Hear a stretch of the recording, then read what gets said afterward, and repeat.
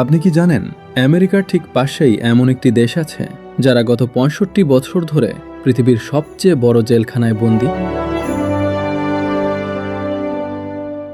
কোনো দেয়াল নেই, কিন্তু আছে এক ভয়ঙ্কর নিষেধাজ্ঞা। ১৯৬০-এর দশক থেকে আমেরিকা কিউবার উপর অর্থনৈতিক অবরোধ দিয়ে রেখেছে। সহজ কথায়, বিশ্বের কোনো বড় কোম্পানি যদি কিউবার সাথে ব্যবসা করে তবে তারা আমেরিকার বাজারে ব্যবসা করতে পারবে না। একে বলা হয় ট্রেড এম্বার্গো। এই সব কিছুর মূলে ছিল কমিউনিজম এবং ফিদেল কাস্ত্রো। কোল্ড ওয়ারের সময় কিউবা যখন সোভিয়েত ইউনিয়নের সাথে হাত মেলায় এবং সোভিয়েত ইউনিয়নের দেওয়া ক্রুড অয়েল আমেরিকার কোম্পানিগুলো রিফাইন করতে অস্বীকৃতি জানায়, তখন ফিদেল কাস্ত্রো সকল কোম্পানিগুলোর জাতীয়করণ করে নেয়। তখনই শুরু হয় এই দ্বন্দ্ব। ১৯৬২ সালের মিসাইল ক্রাইসিস এই আগুনকে আরও বাড়িয়ে দেয়। আমেরিকার বক্তব্য হচ্ছে,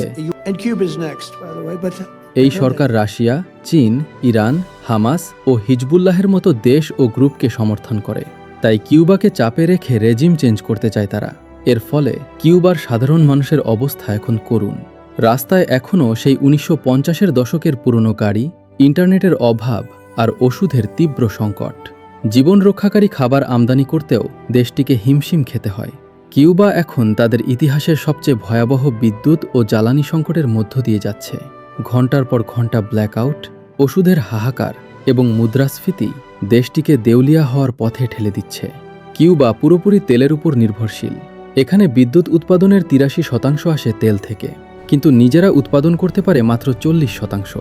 আগে ভেনেজুয়েলা থেকে প্রায় ৬০% তেল আসত, কিন্তু ২০২৬ সালের শুরুতে ইউএস ভেনেজুয়েলায় হস্তক্ষেপ করে প্রেসিডেন্টকে সরিয়ে দেয়।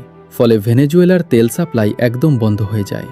মেক্সিকো কিউবাকে ২৫% তেল দিত, কিন্তু ইউএস হুমকি দেয়, কিউবাকে তেল দিলে তোমাদের উপরও স্যাংশন আর বাণিজ্য শুল্ক বসানো হবে। তাই মেক্সিকো পিছিয়ে যায়। ভেনেজুয়েলার পতনের পর আমেরিকা কিউবাতে কোনো জাহাজ ঢুকতে দিচ্ছে না, যার ফলে গত ৩ মাস ধরে কিউবায় একটাও ক্রুড অয়েল শিপমেন্ট আসেনি।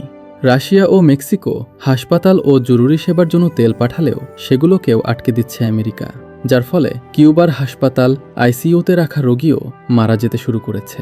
মজার ব্যাপার হলো, প্রতি বছর জাতিসংঘের ১৮০টিরও বেশি দেশ এই নিষেধাজ্ঞা তুলে নেওয়ার পক্ষে ভোট দেয়, কিন্তু আমেরিকার বেটো পাওয়ারের কারণে তা কখনোই সম্ভব হয় না।